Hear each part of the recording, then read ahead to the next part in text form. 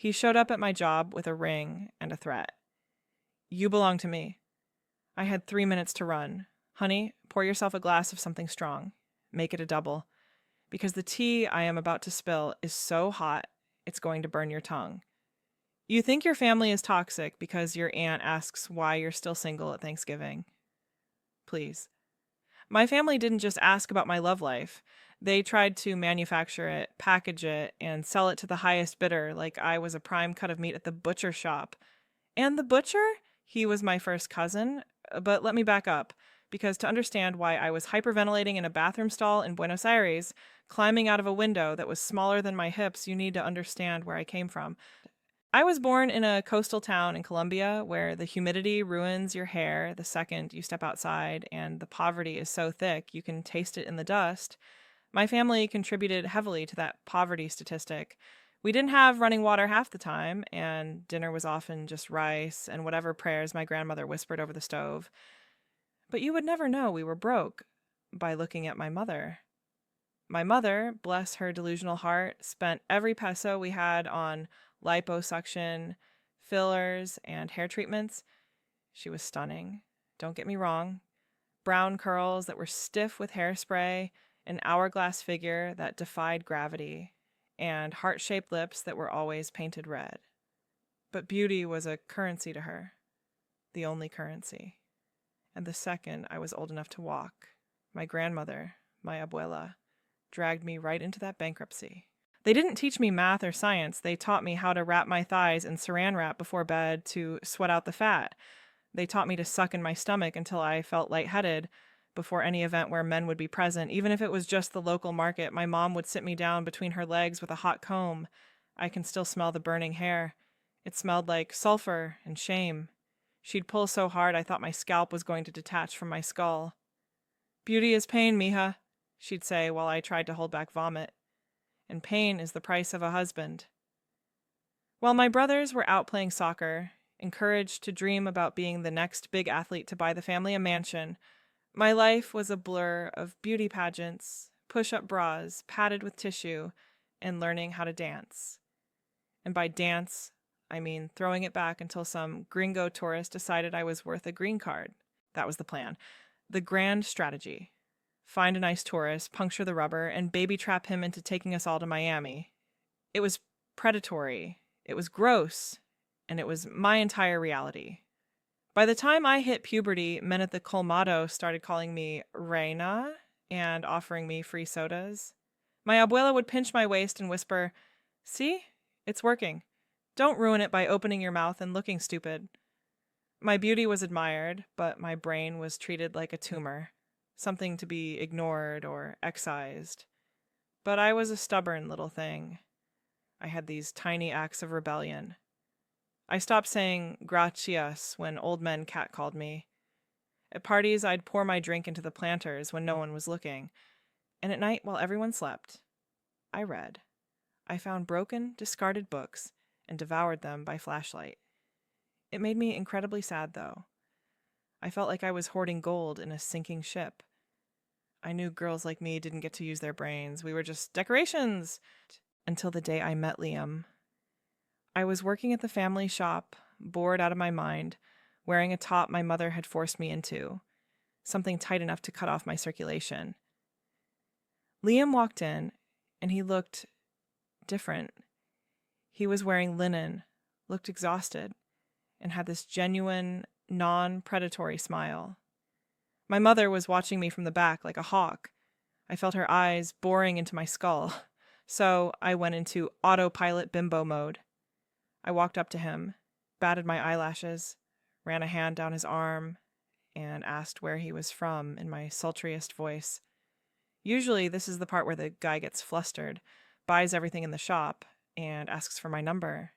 But Liam? He didn't even look at my chest. He looked at the books stacked behind the counter. "Is that Gabriel Garcia Marquez?" he asked, pointing to my hidden stash. I didn't think anyone here read him. I froze. My script was broken. I dropped the act. "It's 100 Years of Solitude," I said, my real voice coming out low and serious. "And everyone should read him." The craziest thing happened. The smarter I sounded, the more interested he looked. He didn't want to sleep with me. He wanted to know me. He was a British journalist, doing a piece on the economics of beauty in Latin America. We walked for hours. He didn't ask for a massage. He asked me what I thought about the government. He asked me what I wanted to be. When he left, he slipped me a card. "You have a voice, Isabella," he said. "Use it." I kept that card tucked in my bra like a holy relic. For weeks, I dreamed of using it, of running away to the city where he was based in Argentina, but guilt is a powerful drug, and I was addicted to my family's approval. Then came the dinner. My cousin, Ricardo, was over. Ricardo was 30, owned 3 car washes, and had eyes that undressed you and left you feeling slimy. We were eating sancocho, and my mother disappeared into her bedroom. She came out holding the family heirloom necklace, a heavy gold thing that looked like a shackle. "Your grandmother gave this to me the night before I married your father," she said, beaming.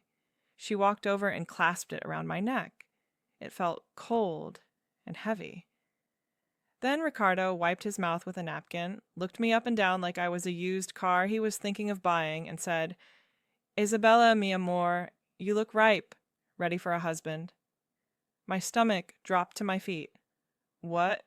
My mother clapped her hands. "Ricardo asked for your hand, mija! Isn't it wonderful? He's going to take care of all of us." I looked at my dad. He was eating his soup, not even looking up. I looked at my abuela. She was nodding, calculating the money in her head.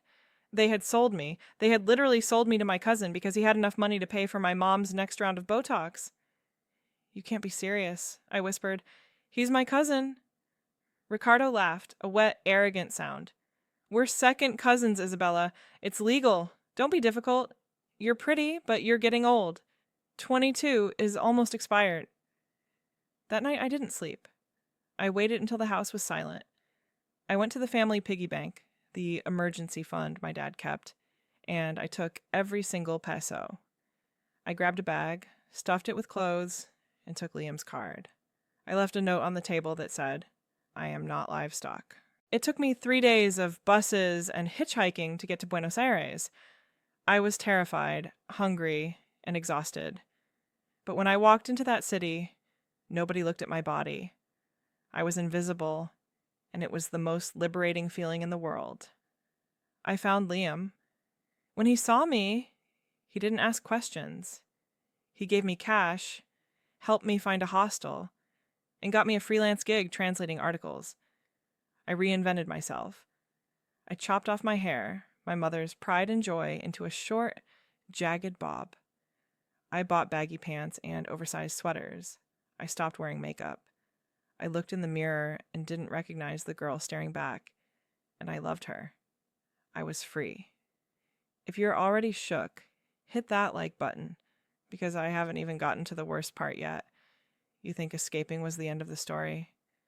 Honey, the devil works hard, but a narcissist who feels he's been denied his property works much, much harder. 2 years passed, 2 glorious years. I was writing under a pseudonym, building a career. I had friends. I had a life. One Tuesday, I was at the co-working space I used. It was late, almost 8 p.m. Most people had gone home.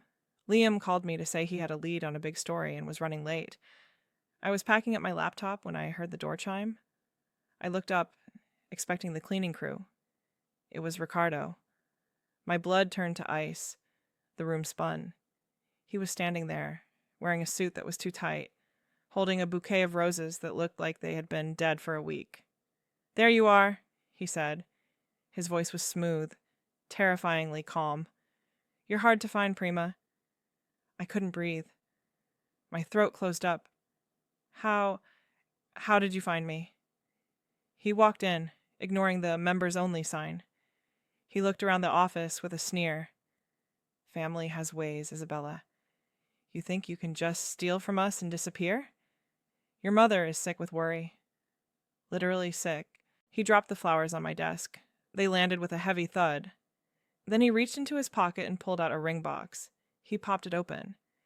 It was a gaudy, massive rock, fake, probably. or stolen. I'm a forgiving man, he said, stepping closer. I could smell his cologne, musk, and arrogance. I'm willing to overlook your little rebellion. Pack your things. We have a flight tomorrow. I backed up until I hit the whiteboard behind me. I'm not going anywhere with you, Ricardo. Get out. His smile vanished. He slammed his hand on the desk next to my head. You don't get it, do you? You are an investment. We put time into you. Money. You don't just walk away. You belong to me. Just then, Liam walked in. Liam is a tall guy, but Ricardo is stocky and fights dirty. The tension in the room was explosive. Liam took one look at my face, dropped his bag, and stepped between us. I think the lady asked you to leave, Liam said, his voice dangerously low. Ricardo laughed. Who is this? The gringo savior. She's my fiancé. This is family business. I am not your fiancé, I screamed, my voice finally finding its way out of my throat. I never agreed to anything. I hate you. Ricardo's eyes went dark. He looked at Liam, then at me. You think you're safe here? In this city? You think a border protects you? Family doesn't give up, Isabella. We don't lose. He pocketed the ring, straightened his jacket, and looked me dead in the eye. I know where you live. I know where you eat. I'll see you soon. He walked out. The door chimed cheerfully behind him. I collapsed. My legs just gave out. Liam caught me, but I was shaking so hard my teeth were chattering. He found me. I kept sobbing. He found me. Liam was in full crisis mode. We're leaving. Now. You can't go back to your apartment. We went to my place just long enough to grab my passport and a backpack. I felt violated. Had he been watching me? Had he been in my apartment? I threw things into a bag. Underwear, my laptop, a toothbrush. I found the gold necklace my mother had mailed me months ago. A gift I hadn't had the heart to pawn yet. I stuffed it in a sock. We drove to a hostel on the outskirts of the city, a place with peeling paint and a front desk clerk who was too high to care who we were. Liam gave me a burner phone. Don't turn on your old phone, he warned. They can track it. Stay here. Don't go out. I'm going to figure this out. For 3 days, I lived in that room. It smelled like mildew and stale cigarettes. I jumped at every sound. A car backfiring sounded like a gunshot. Footsteps in the hall sounded like Ricardo's heavy boots. Then the text came on the burner phone. I stared at it in horror. I hadn't given this number to anyone but Liam and his friend Sophia, who was helping us. The text was from my mother. It was a photo. My grandmother, my abuela, looking frail and gray in a hospital bed, hooked up to machines. The text read, She's dying, Isabella. She's asking for you. Don't let her die with a broken heart. Come home. Ricardo will bring you I broke down. I wailed. This was the woman who hurt me, yes, but she was also the woman who raised me. The guilt was a physical weight crushing my chest. I called Liam, sobbing. I have to go back. She's dying. Liam came over immediately. He looked at the photo. He zoomed in. Isabella. Look, he said gently. I looked closer. Look at the date on the monitor in the background. It was blurry, but I could make it out. 2021. The photo was 2 years old. It was from when she had pneumonia. She wasn't dying. She was fine. They were using an old photo to lure me back into the trap. The rage that filled me then, it was hotter than the shame had ever been. They didn't care about me. They didn't even care about my grandmother's dignity. They just wanted their asset back. I'm not going, I said, wiping my face. I'm never going back. Make sure you're subscribed because the update I'm about to drop is going to make you scream. You think knowing it was a trap made me safe? Not even close. The next morning I woke up to pounding on the hostel door. Isabella, I know you're in there. It was Ricardo. He had tracked the burner phone. Or maybe he had followed Liam. It didn't matter. He was here. Open the door! Stop being a child! The door handle rattled violently. The wood frame cracked. He was trying to kick it in. I scrambled out of bed. I grabbed my backpack. I looked at the door. It wouldn't hold much longer. I ran to the bathroom. There was a tiny window above the toilet. It opened into an alleyway. I climbed onto the toilet tank. "Open this door, now!" Crack. The door splintered. I pushed the window open. It was tiny. I jammed my backpack through first, dropping it into the dirty alley below. Then I pulled myself up. I scraped my stomach, my hips getting stuck for a terrifying second. I could hear Ricardo inside the room now. "Where is she? Where is she?" I kicked my legs, wiggling through, and fell headfirst into a pile of garbage bags. I didn't feel the pain. I just ran. I grabbed my bag and sprinted down the alley, my breath tearing at my lungs. I didn't stop running until I found a taxi stand 3 blocks away. I called Liam from a payphone. He found the hostel. "I'm out. I'm at the corner of San Martin." Liam picked me up 10 minutes later. He was pale. "This isn't safe anymore. You can't stay in Argentina. He has connections here. He's bribing people." "Where do I go?" I cried. "He's everywhere." "London," Liam said. "I have friends there. A job offer. We can get you a visa, but we have to move fast. The flight is tonight." We spent the next 6 hours in a frenzy. We went to Sophia's apartment, a fortress of a place, to change and print documents. I was shaking the whole time. Every shadow looked like Ricardo. At the airport, the anxiety was suffocating. I felt like everyone was watching me. Liam couldn't fly with me. He had to stay back to settle his affairs and throw Ricardo off the scent, so I was doing this alone. I was standing in the security line, clutching my passport so hard my knuckles were white. I scanned the crowd, and then I saw him. Ricardo! He was standing near the check-in counters talking to a security guard, showing him a picture on his phone. A picture of me. He spotted me. His eyes locked onto mine across the terminal. He pointed. He started running. I froze. My feet were glued to the floor. I was going to be dragged back. I was going to be a wife, a prisoner, a broodmare. Suddenly, a hand gripped my arm. I flinched, ready to scream. It was an old woman standing behind me in line. She was tiny, wearing a massive purple shawl, and she looked like a fierce little bird. She had seen everything. "Is that man bothering you?" she asked in Spanish, her voice sharp. "He's trying to take me," I whispered, tears streaming down my face. "Please." She didn't hesitate. She whipped that purple shawl off her shoulders and threw it over my head and shoulders, covering my hair and my face. "Walk," she commanded. "Be my granddaughter. Now." She grabbed me and pulled me close. She started chattering loudly about how excited she was to get to London, how my abuela was going to spoil me. She marched me right past the security checkpoint. I peeked out from under the shawl. I saw Ricardo arguing with the guard, pointing in the wrong direction. He had lost sight of me in the sea of people. We got through security. The old woman didn't let go of me until we were at the gate. "Go," she said, squeezing my hand. "Don't look back, mija. Run." I boarded that plane. I took the window seat. As we taxied down the runway, I pulled the sock out of my bag. I took out the gold necklace, the chain of command my mother had tried to leash me with. I walked to the airplane bathroom. I held it over the toilet, and I flushed it.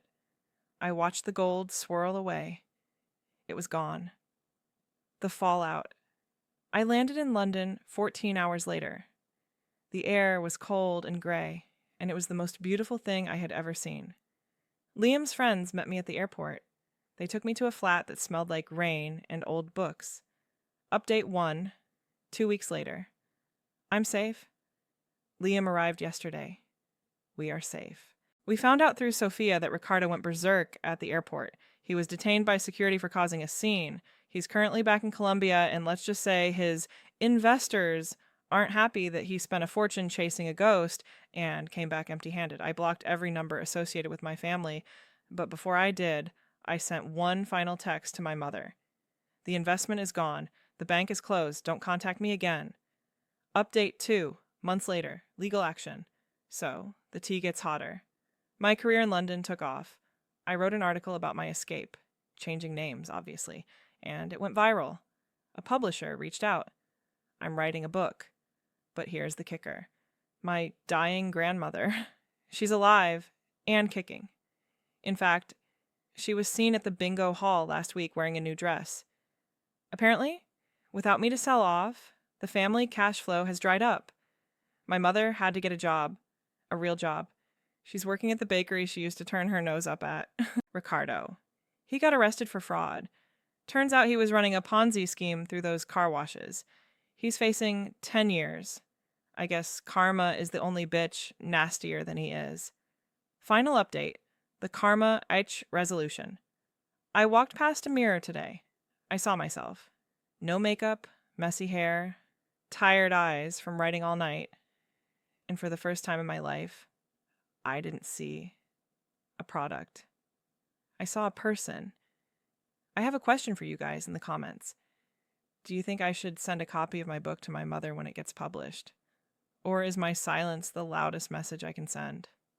Let me know. Stay spicy, stay safe, and remember, you are not livestock. You are the author of your own story. Narrator out.